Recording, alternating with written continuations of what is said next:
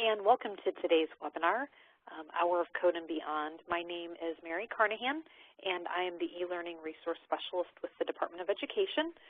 We'll get started with our presenters in just a few minutes, but first I want to cover a few housekeeping items. First of all, if you haven't introduced yourself yet in the chat box, please do that now, and please use that chat box throughout the call to ask questions or to share ideas that you have about coding or participating in the Hour of Code specifically. Make sure when you do utilize that chat window that from the Send To drop-down that you pick everyone. By default, that just sends messages to me, and we want to make sure that everybody who's on the call can see your questions and comments. So use that throughout the call, and we will, some of our presenters will answer your questions throughout their presentations.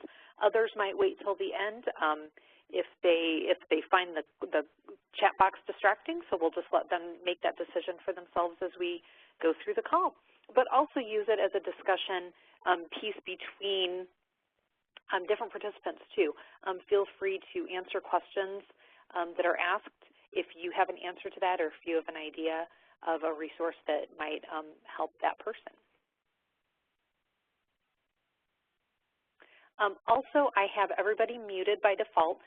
Please keep your line muted so that we don't have any background noise that would be distracting as we're trying to listen to our presenters today. So I just want to real quickly cover a few things. We do have other professional development opportunities. We have 3 book clubs a year. We just finished one, and we will be starting another one in February. So watch for details on that. We'll be announcing our book soon so that you can either ask for it for Christmas or start reading it over Christmas break, get a head start, a jump start on that. Also, we will be scheduling some webinars for after the first of the year in January and February. Some topics that we're looking at are Future Ready and taking the Future Ready pledge as a school district, Makerspaces, and SketchUp Pro.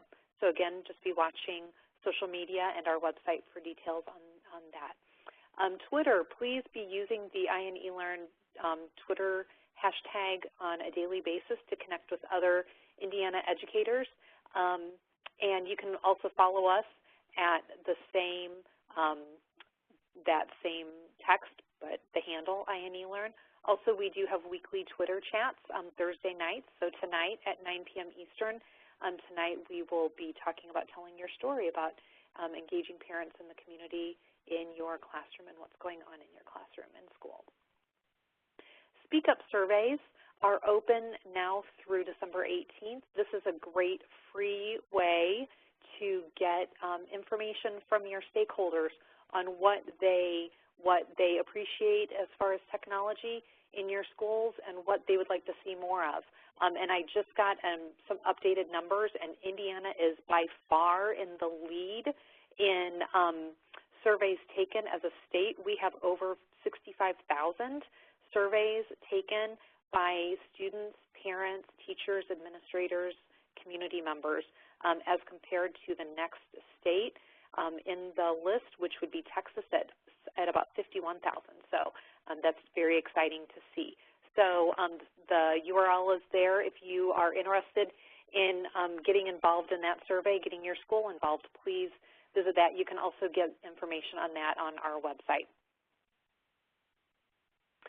So without further ado, I want to jump into our topic today, which is Hour of Code and just coding in general. So Hour of Code is just bringing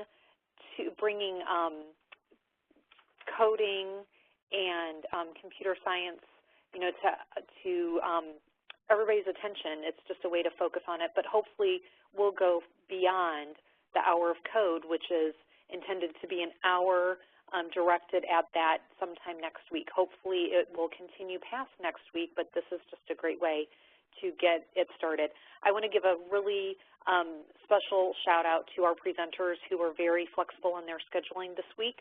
After our first attempt at this webinar on Tuesday, they were all really gracious in making themselves available today.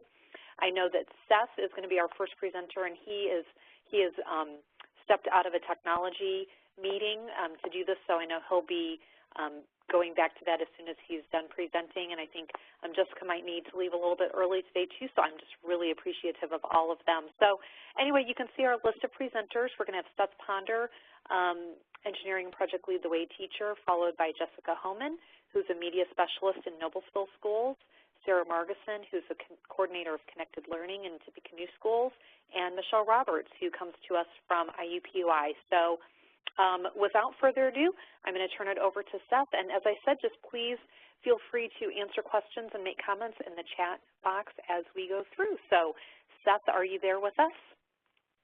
Hello? Hello, I hear you loud and clear, Seth. Awesome. All right. So hi guys, my name is Seth Ponder. I teach 9th grade engineering design and 11th grade digital electronics at Riley High School through Project Lead the Way in South Bend, Indiana. We also offer computer science for like mainly sophomores, and then computer science apps, which is a second-year program or a class at Riley High School through Project Lead the Way. Yeah, they just kind of, Project Lead the Way is a great curriculum that we use for our engineering department. This last year, I had the opportunity to join a group of teachers to build a STEM curriculum for the Indiana Migrant Education Program. And part of our program emphasized programming with heroes. I'll talk about that. And also, after accomplishing the curriculum, just the group of teachers that we worked with were just so great. We built such great relationships that we stayed together and online, and we call ourselves the EdTech Heroes. On the next slide, I'll start talking about, so I mentioned I teach high school, but I do some after-school stuff and with younger students. And so I started using code.org 2 years ago when I was teaching 7th and 8th grade students at Erie Middle School for the John Glenn School District by Plymouth, Indiana. The website, I think, is the best collection of introducing programming and computer science for pretty much any age. The directions are great. Both kids can practice reading, and also there's awesome video directions. I still have my high school students complete the Hour of Code, which is a 20-level introduction to computer science. And so like the first level is that little picture of the Angry Birds there on the screen. And then after they complete that, there's a certificate that they can print out, and there's the example of one on the bottom right of your screen. And I just love giving students certificates and stickers and things like that, still at the high school level. They love it, and, you know, I encourage it to post it on Snapchat or wherever the kids are using, and then also for their parents on their refrigerator. Code.org has used great movies and popular movies such as Frozen and now Star Wars to get more student interest. It's awesome when you hear a sophomore boy forget where he's at and start singing, "Do You Want to Build a Snowman?"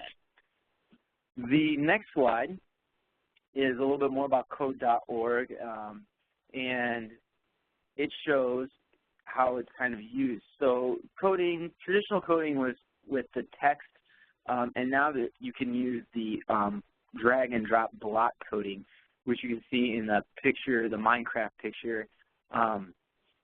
And the levels start pretty simple, and as you learn from each level, the next one kind of builds and challenges you a little bit more.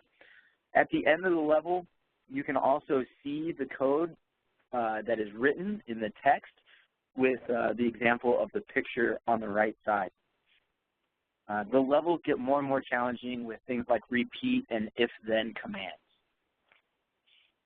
The next slide is about, so I teach at the high school, but then I have a first grader at Hamilton Traditional Schools in South Bend. And so I started with the help of Sydney Dreesen and Holly Schwartz, who teach at Hamilton. We started a tech club, after-school tech club for first and second graders. And with all the success we've had this fall, we're going to branch out and make it a little bigger. We've also got high school engineering teachers or engineering students who are coming to help out, and they love it, and the kids love it. And so we've focused the last couple times with code.org, and specifically the Hour of Code. And when the kids see things like Minecraft and Star Wars, you know, they're sucked in. The young students are using multiple skills while they're programming. The students are reading, they're listening to instructions, then they're giving the instructions with the code. They're also working on creating commands, such as turning left and right. They're also using math skills when they create commands, such as repeat, and so that's working on their multiplication. I was amazed by the first and second grade students that are doing this. I mean, their hard work and their interest and their dedication to it has just amazed me.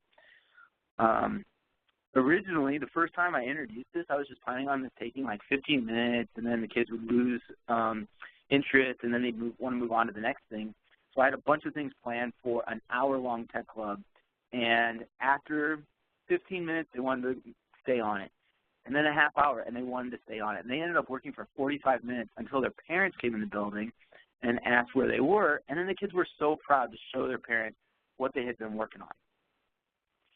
The next slide is other ways that you can code for the Hour of Code. The Hour of Code, like I said, has a great collection of things, but they also have some additional stuff which are pictured on the left. But for our Indiana Migrant Education Program, we had kindergartners through 8th graders using Spiros to help learn computer science. Spiros are robotic, kind of like look like hamster balls, that are connected through Bluetooth using a device. They use apps such as Tickle and MacroLab to run commands, and the commands are very similar to code.org with the block, drag, and drop programming. Our students didn't just learn programming, they also learned how to practice measuring and teamwork. Spiro is becoming very popular in classrooms and at homes. One of their new characters is the star of the new Star Wars, and his name's BB-8, I believe. And then some free websites or apps that you can also use for the Hour of Code are things like Lego Fix the Factory, Codable, Tinker, and Lightbot. And those, I believe, are on code.org in all kinds of other spots. And they also have just great resources for offline work, too, if you're not one-to-one. So, yeah, I have to get back to a meeting. I'm so sorry about that. We're doing a tech refresh in South Bend, which we're all really excited about. But I'm going to answer questions on the chat. I'm just going to have to hang up my phone. So thanks a lot, and I'll see you guys on the web. Thank you so much, Seth, and thank you for skipping out of your meeting for a little bit, and thanks to your superintendent for letting you. Okay, next we're going to move on to Jessica Homan. Are you there, Jessica? Yes, I am here. All right, take it away. All right, so like Mary said, my name is Jessica Homan, and I am a library media specialist at Noble Crossing Elementary in Noblesville, Indiana. Our libraries have shifted to an open and flexible space where creating, sharing, and exploring are at our students' fingertips. So we have maker spaces, and I'm also implementing student-led clubs. But with this, I'm always looking and trying to learn new things to implement. So when the Hour of Code came around, I was interested, but I wasn't sure about why I should incorporate it into our program. And I didn't say this yesterday, but one of the best books I've ever read is Start With Why by Simon Sinek. And his book just really talks about if you don't know at the core why you're doing something, then the people who are your customers or your students won't buy into what you're doing. So I think that's always in the back of my mind when I'm thinking about implementing something new in the library. You know, why am I doing this? Is it to inspire students to do something differently or not? So our technology teacher was and still does the Hour of Code with our students, but she encouraged me to look at it, and so I dug into the Hour of Code on the website that they have, so code.org, and I'm placing some links in the chat box for everybody. But, you know, I started asking the questions. Why is coding something I should care about as a library media specialist, or is it something that I should care about? And at around that same time, our school started to implement Genius Hour and passion projects So I was really encouraged to dig into the information as a way to kind of practice what we were asking students and teachers to be doing on their own. And it turns out that after doing some research about women in computer science, I realized that I had to do something. And so there are a couple more links that I'm going to place in there. These are reports from the National Center for Women and Information Technology.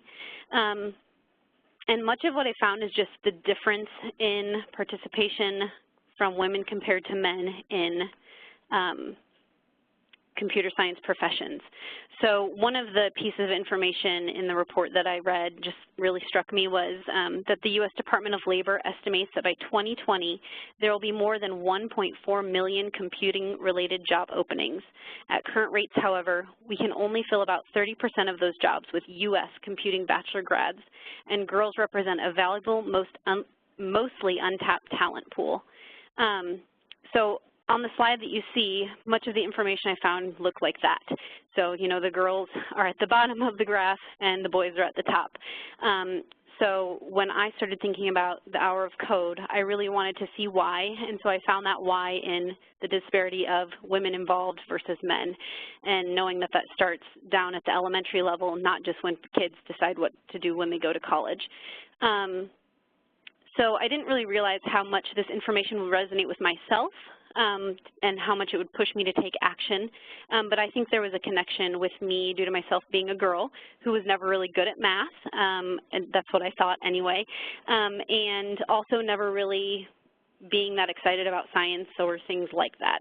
So I really wanted to give women and girls an opportunity to just know what was out there. And I think, too, having a daughter myself, I want her to be empowered to, you know, take that risk and try something new, even if it's something that doesn't, you know, sound fun initially. So I think giving girls an opportunity for the Girls Coding Club was where this was starting. So that was kind of my why. So the next slide that I have is all about the who. So again, I targeted women, or girls at our school, and I needed to figure out what grade level I should target. So that was the next thing I kind of thought about. I always noticed that our kindergartners through fourth graders are pretty excited to be at school, but our fifth graders aren't always so excited. So I really thought, okay, I want to target girls, and our fifth graders always need something because I think they're at that age where school isn't as cool as it used to be. So I targeted them, and you can see on the slide, I created a flyer for the Girls Coding Club through PictoChart, which I love. But after looking at that research, you know, I really thought we need our girls' ideas. We need women's ideas in computer science. So I kind of made this format, tried to make it not too girly, but really the idea that girls have good thoughts and creative thoughts, and we need to tap into that, that talent pool.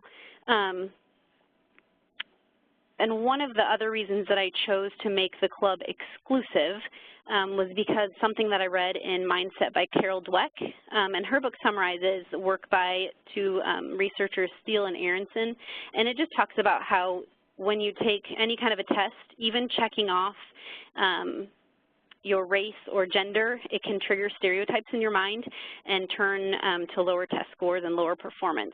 So I wanted to make sure that when the girls came into the coding club, there wasn't already that stereotype that they weren't going to be good enough. So the boys, when I announced the Girls Coding Club, were not happy that I was only inviting the girls, which kind of made it even cooler for the girls, and there was more excitement about it because of that.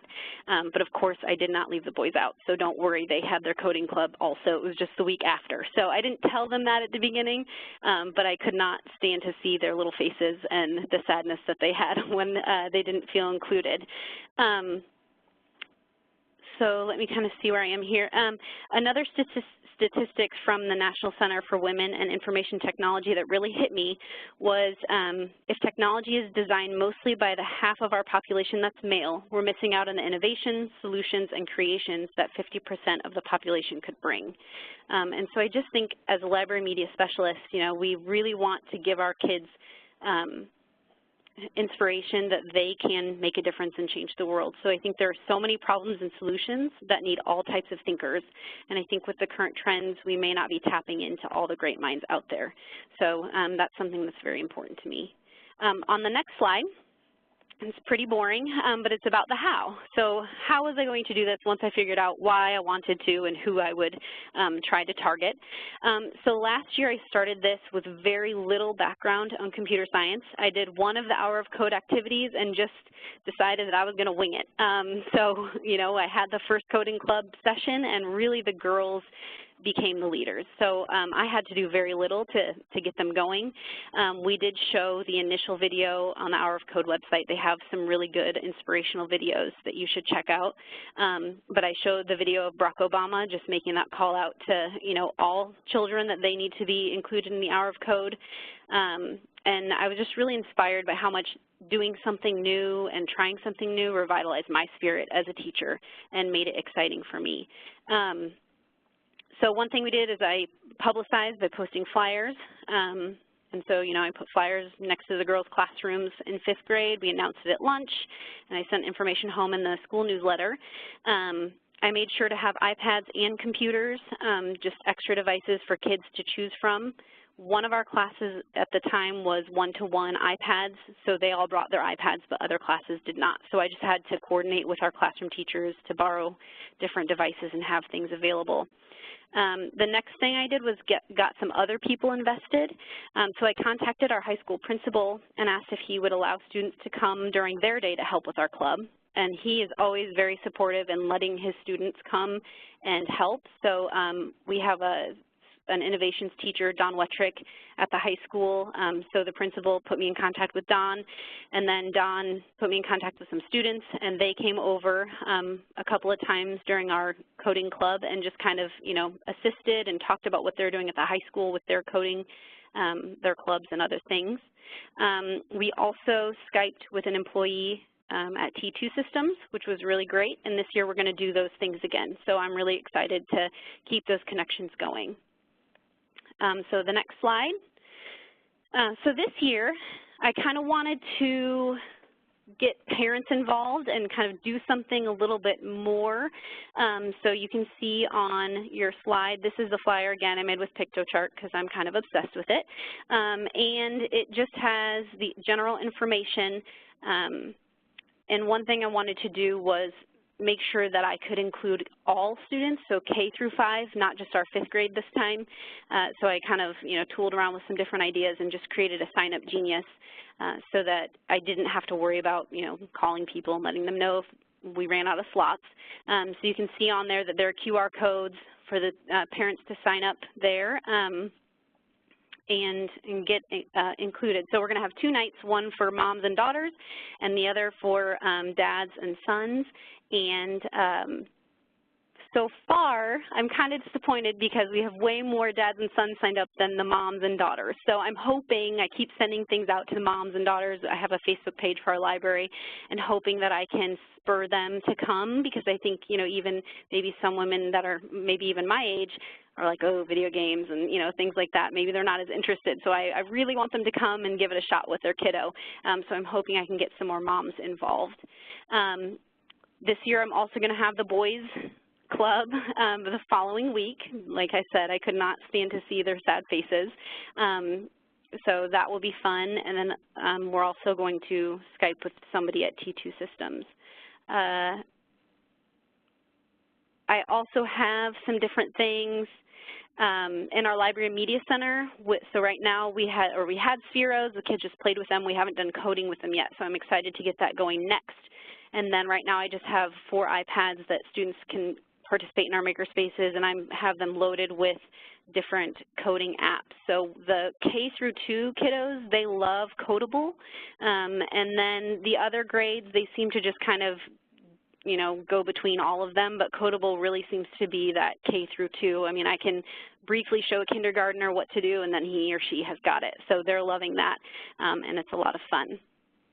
And then my next slide is just that back to the why. So, you know, I really did this to inspire girls to try something new, and one of the students from last year, I contacted her mom to see if she would be willing to come in this year, and she isn't available, but she stated this in the email. And so I just thought, you know, this is why I'm doing this. I want to give girls who think they aren't good at math or aren't good at science something that they think, wow, maybe I am good at this. So hopefully that encourages you maybe to have a girls coding club too. Thank you, Jessica.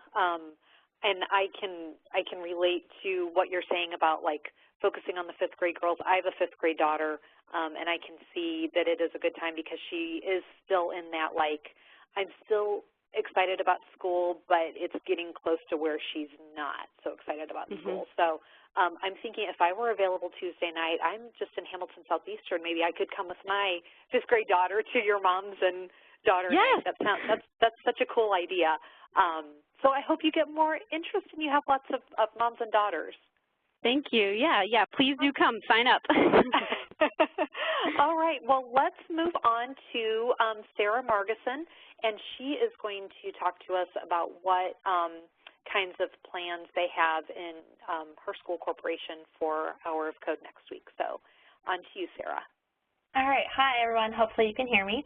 Yep. I'm actually going to answer questions in the chat after I talk because I get very confused with all the slides and talking and answering questions. So I am Sarah Margison. Go ahead and on to the next slide, and I'll introduce myself. I'm the coordinator of Connected Learning at Tippecanoe School Corporation. You can find me on Twitter. I've been on Twitter a lot promoting this Hour of Code. So how this came about in our district, my tech director came to me and said, hey, we want you to get some teachers to participate in Hour of Code. I knew a little bit about code.org. I had heard of Hour of Code before, but it really wasn't a thing. So I talked to our assistant superintendent for elementary and assistant superintendent for secondary and said, like, let's promote this. Let's email the teachers. Let's get the principals involved and see what we can do. We've got about 13,000 kids in our district and about 800 teachers. So we really wanted to get as many people involved as possible with, as much coding as possible and really introduce this. We benefit from having elementary tech aides in each of our elementary school buildings, so I knew that I could really tap into them as a resource.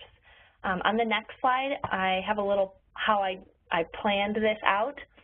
My first introduction of it was just an email blast. It was short videos. It was a quick email. Hey, have you heard of Hour of Code?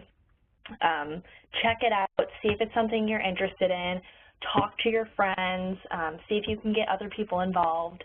That was easy, and I got, I don't know, maybe 20 teachers involved that way, which was all right, but we definitely wanted more involvement.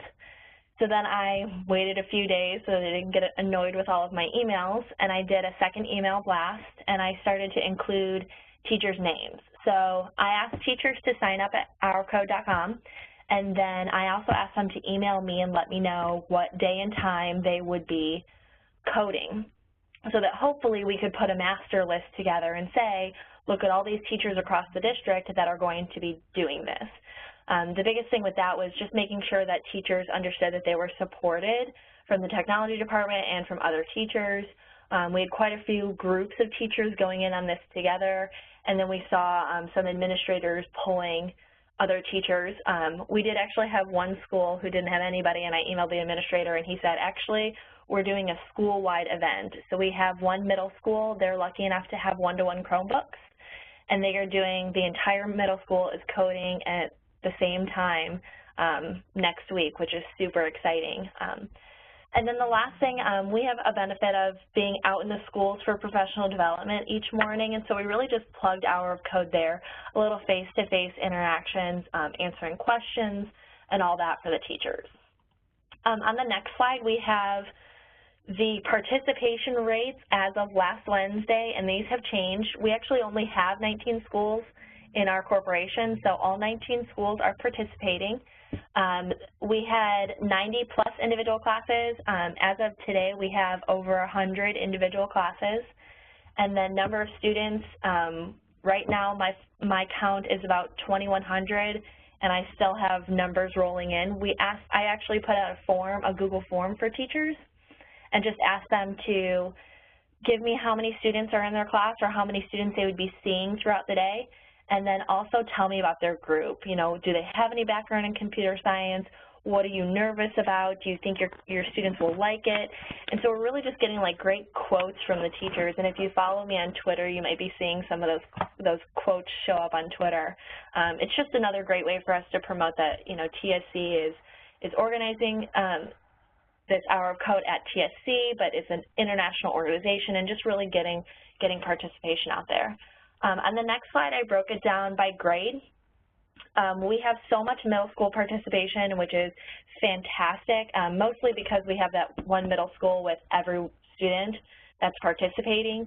But that's a great age, I think, to get them really involved in coding. We introduce it in 4th and 5th grade in the elementary tech classes. They play on Scratch. But really when our students get into the middle school, that's when we need to kind of push all this computer science and then get them ready to take those specific classes when they actually get up to high school. On the next slide, I have some resources that I sent out to teachers. So after I got them to sign up, they sent me their information, then I made a letter and shared it in a Google Drive folder, a letter to send home to parents, so that parents would know, like, what is this coding thing that you're doing with my student and what does it mean? We are also a Google district, and so I wanted teachers to know how they could have their students sign into Google. And then we did a form to collect data, which I kind of already talked about that. The great thing about signing in with Google, and if you haven't done this already, I really suggest showing students how to sign in with Google. It actually saves their spot in the activity. So we had teachers who said, you know what, with acuity testing, I can't get a full hour in. So how can I still participate while getting all the benefits of sitting down for an hour? So we've had a lot of teachers break it up into half-hour sections. We've also said, we've had teachers say, you know, I can only commit to 45 minutes, so maybe they can go home and finish the activity. And I think this is a great way to encourage students to continue to sign into code.org and complete some of those longer tasks. By using that Google sign-in, they can track all that progress that they're making. Our Connected Learning team, there's 4 of us on there. We're going to be visiting classrooms throughout the week and taking pictures, and we're doing a big media blast and trying to get local press out here and social media just to advertise what a great program this is. And I'm hoping that with our proximity to Purdue University, we might be able to spark some partnerships there as well. On the next slide, some of the top concerns that we had from teachers, but I don't know how to code. That would be my top concern because I took a computer science class in college and I was terrible at it, but I was able to make snowflakes with Elsa. So code.org is super easy. So if you've got any teachers that are kind of leery about jumping in and they don't really know what to do, really suggest to them to do it first and practice on their own, pair up with other teachers, ask somebody in the building that's tech savvy, ask somebody in the community that they know, bring in extra resources. Extra hands are always helpful, especially for our teachers that have 20 kindergartners that are going to be coding next week. And then the other concern that I had already talked about is what if we can't get it one continuous hour? And so we've talked about like breaking it up into 30-minute chunks and just making sure that they're signing in with something or they're creating an account somehow to really track that data. All right, on my last slide, just some ways to contact me if you've got any questions. I'm going to answer questions in the chat box, and thanks for listening.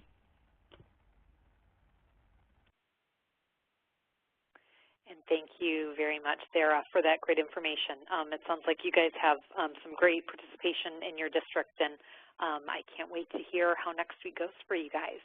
And last but not least, I'm going to turn things over to Michelle Roberts, who is joining us from IUPUI, and she's going to talk about a variety of things having to do with Hour of Code and some professional development opportunities. So are you there, Michelle?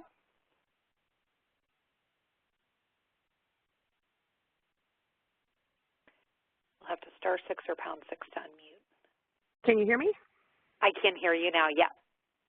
Fantastic. So thank you so much for having me. I am the Code.org affiliate for the state of Indiana.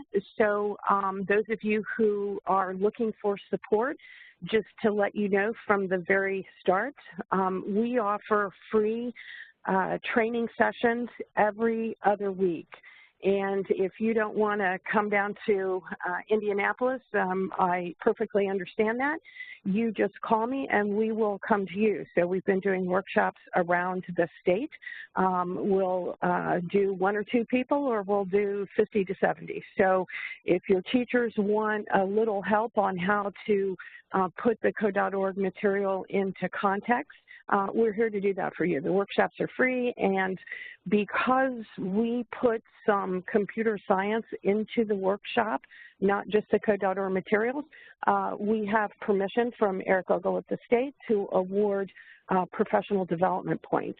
So for a workshop, you would get between 7 to 8 hours of professional development, depending on how long we go. So I have at my disposal 1 million college students who are looking to get service hours, and they've had criminal background checks. They're part of our women's organization in the School of Science, and they would love to come out and give your teachers some on-the-ground field support.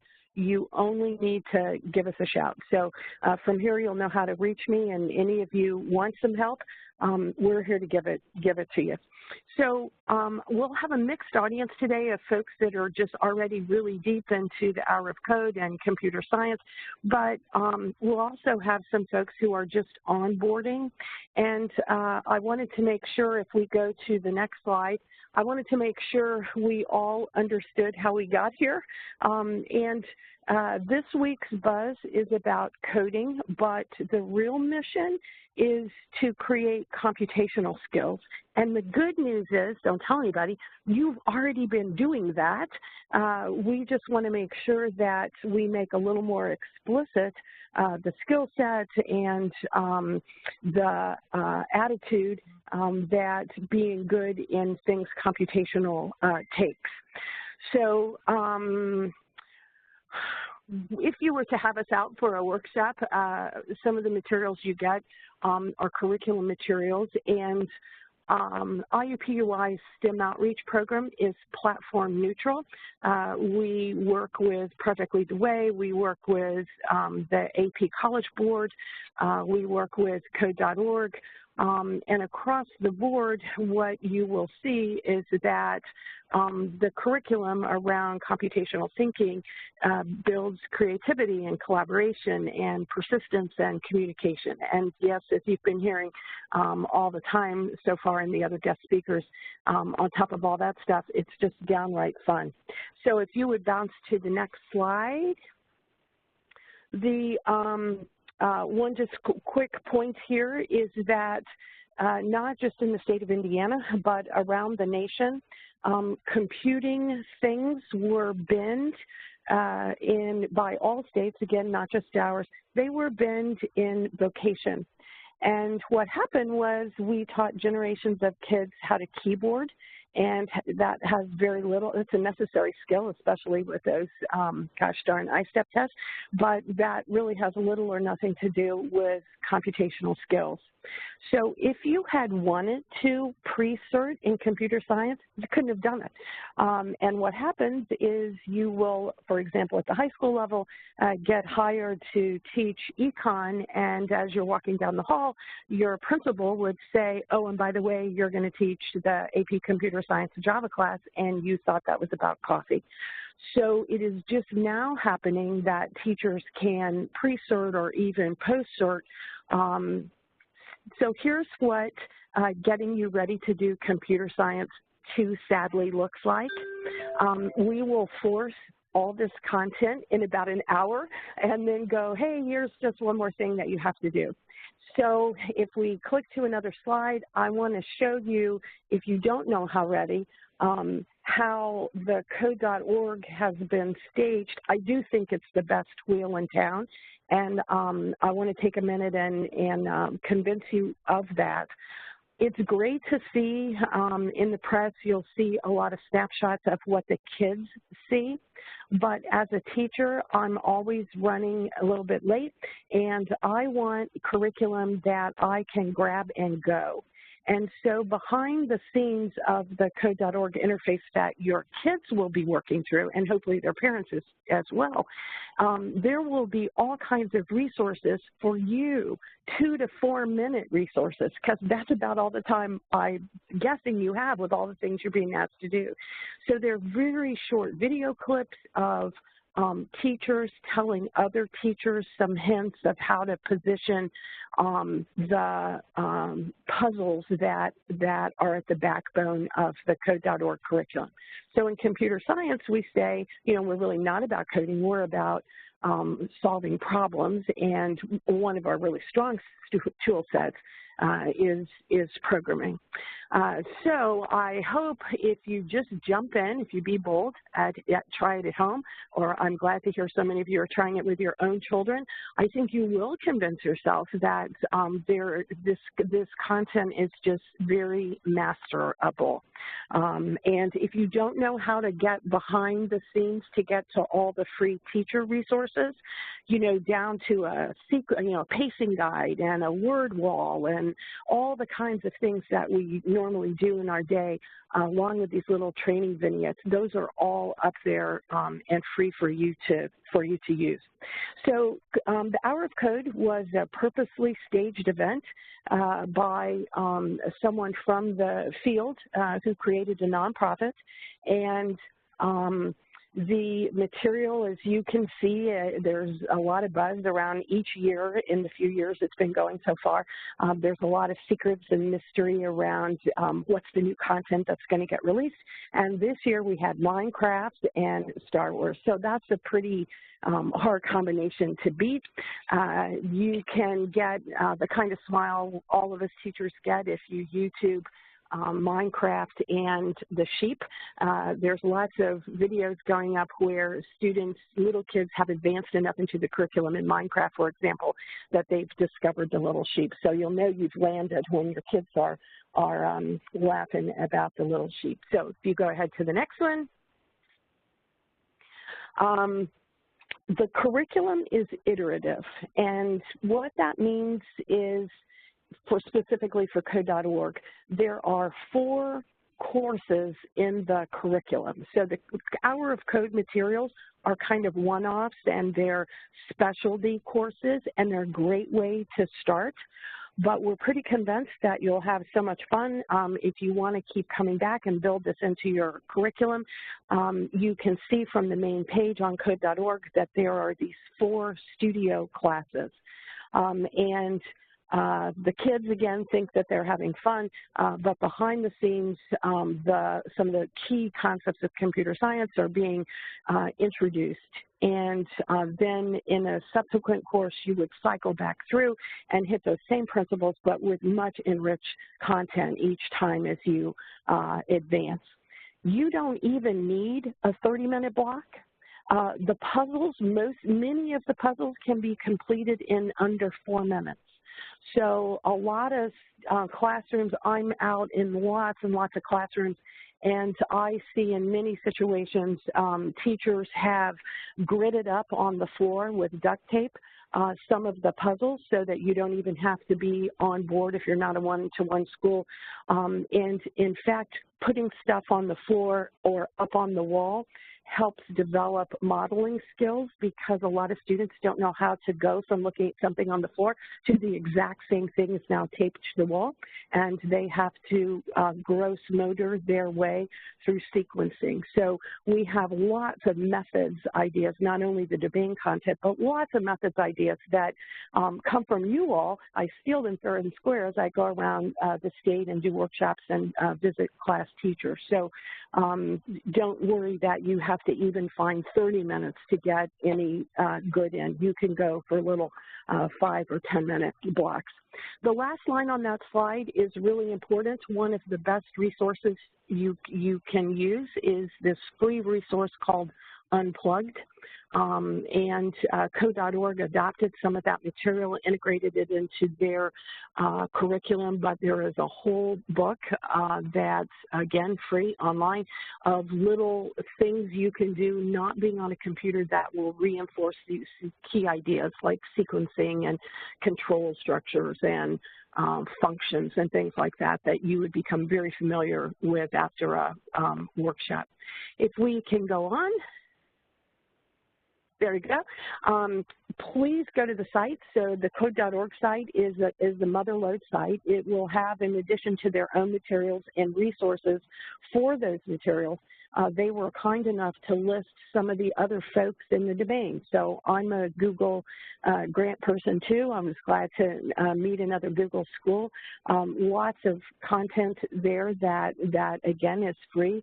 And if you attend a workshop or if you just drop me an email, I would love to have you join our growing network of teachers involved in K-12, especially K-5, that are working to bring computational skills. So there's nothing like hearing another teacher go, that didn't work so well for me, I try this. So that'd be a great opportunity for you. Keep going. Next slide, there we go. So the specific projects this year are listed there, the Star Wars, the Minecraft, the Flappy Birds, and Frozen. And again, your students, if they want to get the certificate, they would need to complete the entire course. But, you don't have to do it in one day. The hour of code is really a week of code. So you can just chip away at these ideas. So keep going.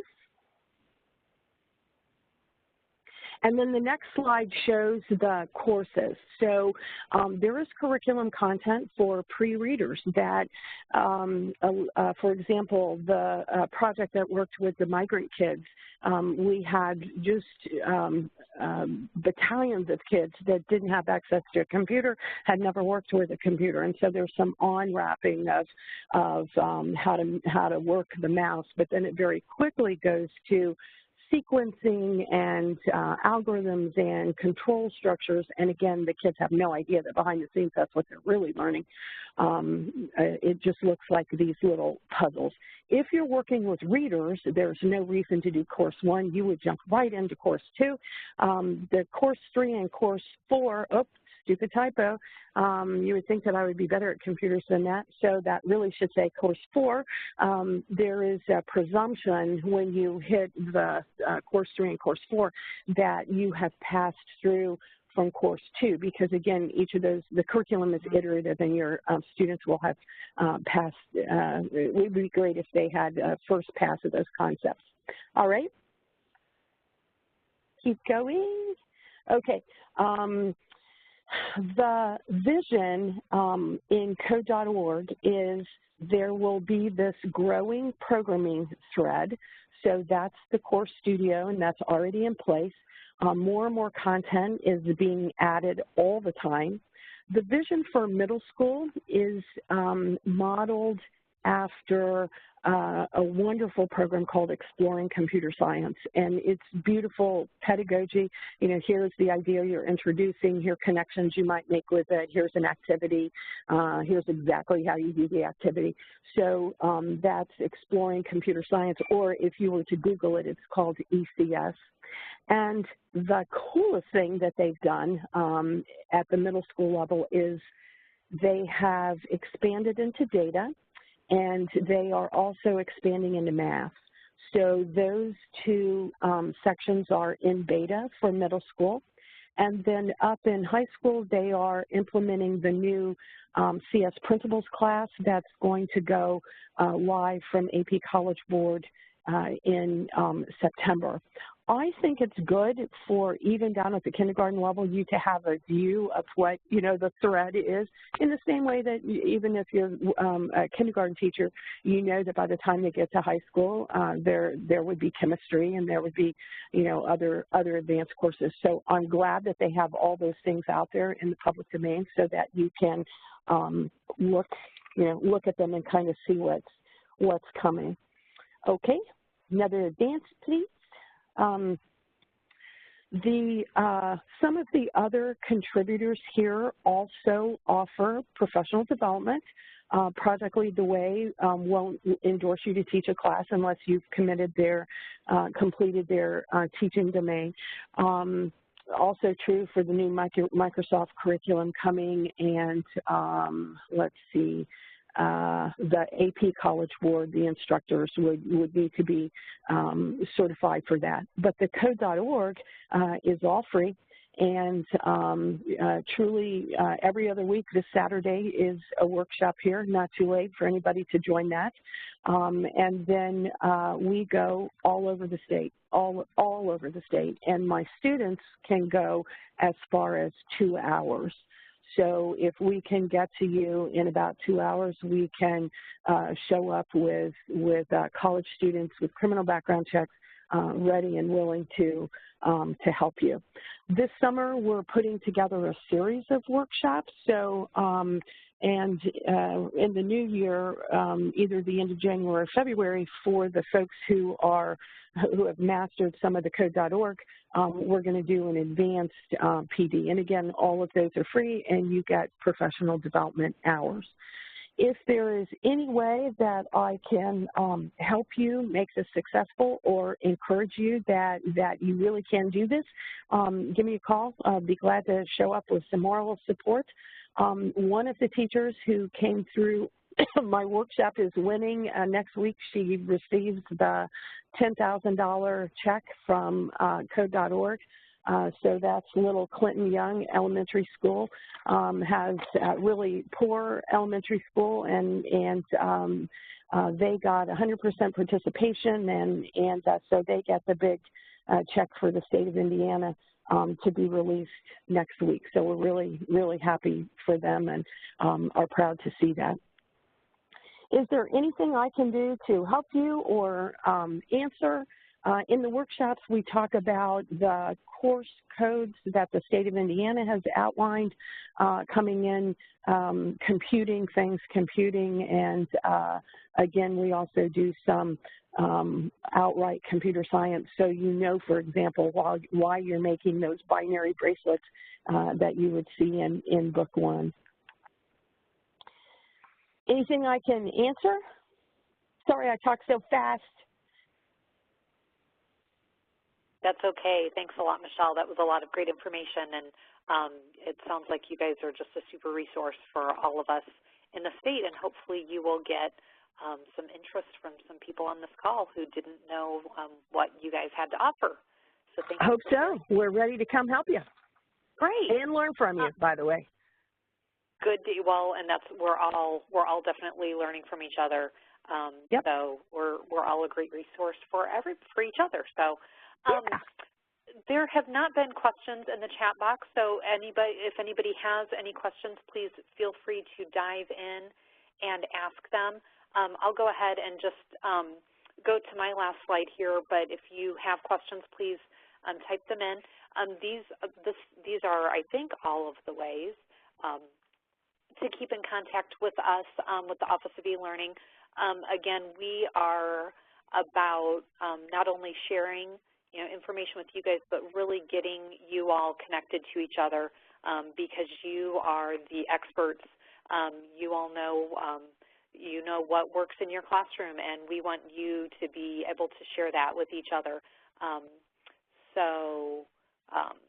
These are the different ways to stay in contact with us. So please use those. And Michelle from our office just asked if we can tweet a congratulations to Clinton Young or if that's embargoed information. So if you could just let us know. Please. Okay. We have a bunch of media people going out, and please do that. So I'll send you I want the teacher to get the credit because she deserves it. So I'll send you her information, and thank you so much. That'd be awesome. Super, super great. Excellent. All right. Well, it does not look like any questions are coming in, and it looks like we are getting close to 5 o'clock. So I will say just a really huge thank you again to all of our presenters, Seth and Jessica, who are already gone for the day, and Sarah and Michelle. You guys were rock stars. You were rock stars Tuesday and then again today. So thank you for all the information. And hopefully everybody who's listening in is leaving with some little nugget of knowledge that you didn't have when you joined us today. And hopefully you're rearing to go for Hour of Code next week, or if you're not quite there yet, next week you are inspired to do something with coding and just computer science with your students. Lots of great information shared today. So again, thank you to our presenters, and thank you to all of you who joined us today. And I recorded this webinar, so I will be posting. I'm hoping to get it posted tomorrow by the end of the day, just to get it to people before Hour of Code next week. But that depends on when I get the file and if I'm able to get through it tomorrow. But also, those of you who are participated today in the live call will get a PGP point, and I will be sending that information out tomorrow or early next week. So thank you again. If you're around tonight and are able to, join in the Twitter chat at 9 o'clock Eastern, 8 Central, and be looking for information about upcoming opportunities for us. And thank you all very much, and have a wonderful evening and the rest of your week.